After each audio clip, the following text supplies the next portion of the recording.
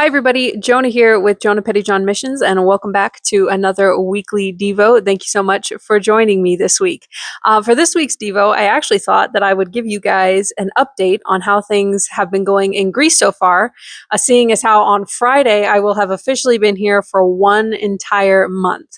So it's crazy to think that a month has gone by already. It seems to have gone by so fast. And I just thought I'd give you more updates on the things that I talked about earlier in the month and what I've been doing here so far, because so many of you have been so diligent to help me through prayer and support. So let me give you a little bit of a rundown.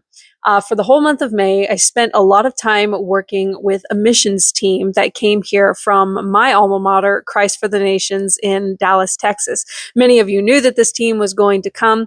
Maybe you didn't know that it was a team of 40 people. So it was a really big group of students. And they had many leaders among them. Some of them were professors at Christ for the Nations. Others have been doing missions work for years and years and years.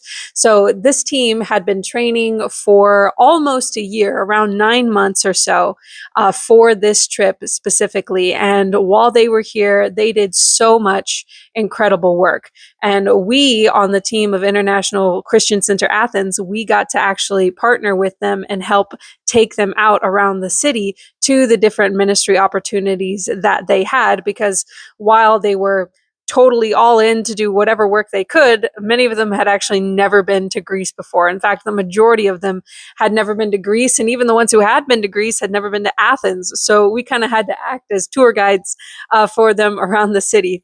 But while they were here, they did so many wonderful things, including working with different churches, not only our church at ICCA, but a couple other churches in Athens as well, a Farsi-speaking church as well. They did children's ministry. That was kind of their specialty, was children's ministry as well as speaking on Sunday services.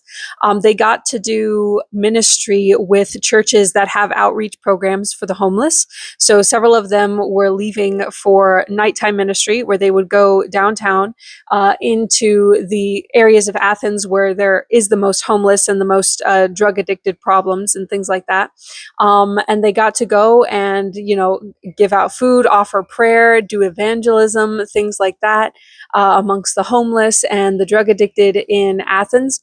And then we also got to go on several prayer walks throughout the city, which was very fun. So I personally went on a prayer walk here in the town of Physia, which is where our church is located, and walking through the streets and praying through the streets and hearing what the Lord has to say about the place that you're walking in and praying in accordance with His will is really a special thing. We got to do that here. We got to do that in a couple other locations. One location was Mount Lycabettus Hill, which is the highest point in Athens. So if you go there, you can almost see the entire city. So it was really great to have a team go up to that highest point and pray over the entire city of Athens.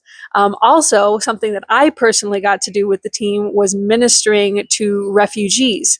So there's a refugee camp about 40 minutes to an hour outside of Athens. And what's happened there is missionaries have come in from many different countries. There were missionaries who came in from Sweden. There were missionaries who were here from Germany. There were just all sorts of, and even some other ones from America that have permanently moved here. All sorts of missionaries have gotten together and they've created this place called Katafilio, which means house of safety. And it's a little building located in between the two refugee camps. And basically what we got to participate in was something called their tea time, which is where we would open our doors and we would have a big drum of tea ready and biscuits and all sorts of games out. And the refugees are allowed to leave the camps at certain times of the day and for certain lengths of time. And we're usually the first building that they come across. And so many of them walk by and we welcome them in to have some free tea and biscuits. And we get to sit and talk with them and play games with them if they're interested. We also get to do English lessons. That's what we were getting to do. We got to do English lessons with them, and it was a privilege. Some of these women, because a lot of women are in the camps, but they don't necessarily leave as much. So some of these women were coming out of the camps and they were bringing their children, and we got to watch their children for them while they had some private time to sit and do an English lesson. And that was really, really special. And, through these interactions, the missionaries who have been doing this regularly over the course of a couple years now, they've seen many open doors into sharing the gospel with these people after they build this personal connection, because a lot of these refugees are Muslim. They're coming from Muslim nations. So they can be very, very hard to reach, very hard to teach. But through the consistent effort of these missionaries over the last couple of years, they have seen converted people, they have seen converted refugees, even converted Muslims, which is an incredible thing. And so just to be there and to actually get to witness their ministry and to be able to participate with them in their ministry for a whole day, well, I was actually 2 days, was a really, really incredible thing. And I really personally loved it.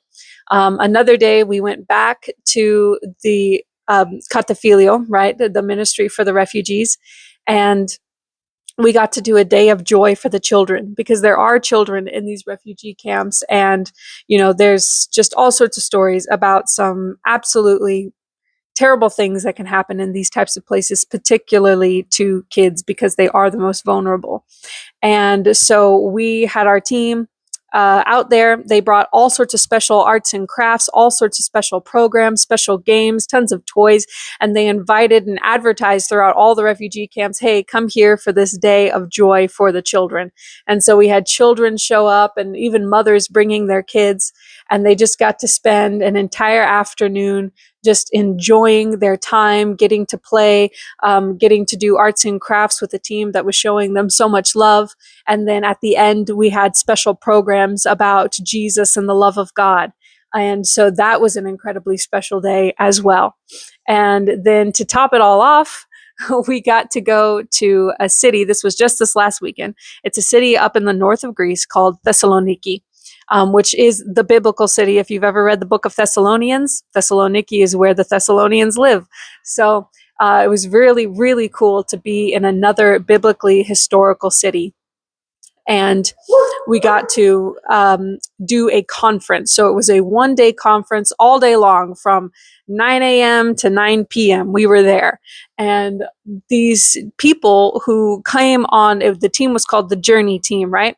So these people from Christ for the Nations on the Journey Team, many of them are actually professors for the children and family major that Christ for the Nations has. So like I said, their specialty is really children's ministry. And one thing that any missionary who's worked here, especially the pastors that I work for at ICCA, they have an incredible heart for children's ministry, and they've all noticed that in Greece, children's ministry is virtually non-existent. Churches just don't have children's ministry hardly at all. And there's really no provision made for the kids to understand the gospel or get to know Jesus. And so that is a huge need in this nation. And so with that in mind, ICCA has actually hosted several conferences. One was just in November of last year, but they did it again this year in May, a one-day conference all day long, nonstop, lesson after lesson after lesson for anybody, mostly people who run churches. But pastors and ministers came for an entire day just to get crash courses on how to do children's ministry effectively and why it is so incredibly important. And this was an international conference. So we had a lot of people from Greece, right? So there were some of us who came from Athens, some pastors who came from Athens. There were people who came from other surrounding cities. Some of them were from Thessaloniki. Some of them were from a place called Ceres. And then a lot of them were actually from Bulgaria. Bulgaria is the country just to the north of Greece. They share a border, and they actually came down from Bulgaria. Some people were coming in from Turkey. Other people were coming in from other international places. It was really, really cool because they just know that in this particular region of the world, there is such a need for kids ministry. And what stuck out to me about the conference, we had incredible times of worship. which was absolutely wonderful at the beginning and at the end. And a lot of these people became super touched and really impassioned to minister to their children better and to pray for their nations. But there was one woman in particular who's from a small town in Greece where they really don't have a spirit-filled church. It's all Orthodox. And so there's just this tiny community of believers that basically function inside a home church.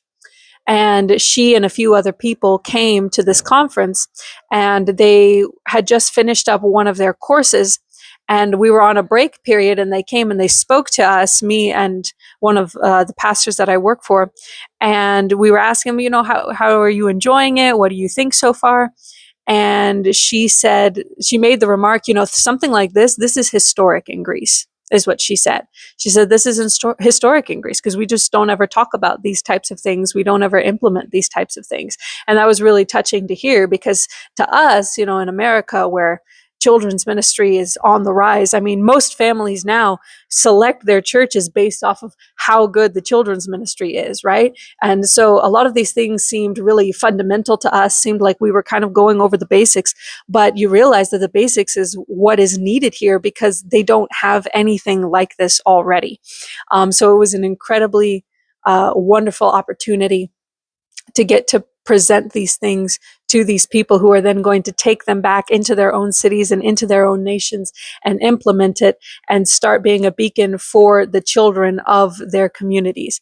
So praise God for everything that he accomplished over the weekend and through that special conference that we had. I'm really thrilled with how this last month went. It's just been a wonderful time getting to do outreaches, getting to do ministry, getting to work with other people who are passionate about ministry as well, getting to serve alongside other missionaries. So thank you again to everybody who has prayed for me so far. I deeply appreciate your prayers. Please continue to pray for me as I go into this next month of June. May was jam-packed full of stuff, and June, there's a lot of things on the horizon, so stay tuned for some more updates. But yeah, 1 month down and 1 month to go. I'll be back home at the end of the month, but there's a lot to do before then. So again, thank you so much to everyone who has prayed and supported me, and thank you for tuning in this week. Have a good one. God bless.